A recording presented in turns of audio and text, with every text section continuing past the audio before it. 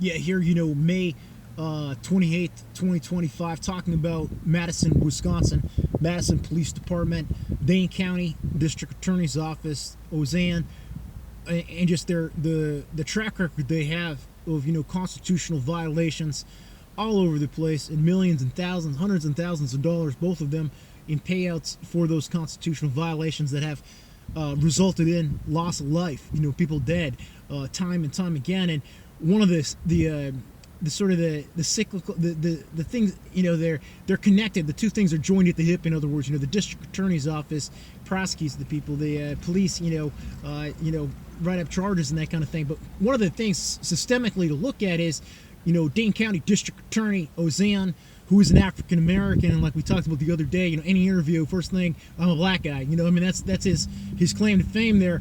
One of the problems is whenever the police do things wrong, when there is a loss of life with police, they're never held accountable in that area because of that district attorney, Ozanne. And we obviously highlighted in our previous videos some of the issues with the lack of body camera technology, transparency, accountability.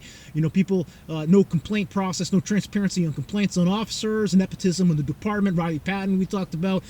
Professional standards guy Eric Vosberg obstructing, ordering people unconstitutionally not to take complaints from certain U.S. citizens, but taken from other people without any metric or policy to support, right? And this is, the city of Madison, 2025, no body cameras, crazy stuff. But when the district attorney, Ozanne, that black guy from St. James High, when he refuses to lift a finger and hold accountable, your public safety people, your law officers, when they do, take someone's life and not even allow an investigation to go forward, to try to look closely at that kind of thing, and then it goes into the civil lawsuits, which results in those huge losses for the city of Madison, etc. But there is an accountability, and someone should be pressuring him or whoever. He should be jousted out of that position because in some of those situations it's questionable and they shouldn't have pulled the trigger. You know what I mean? So he's the one who's not holding them accountable. If they were ever held accountable, I think that the body cameras would be implemented and we wouldn't have loss of life in the future.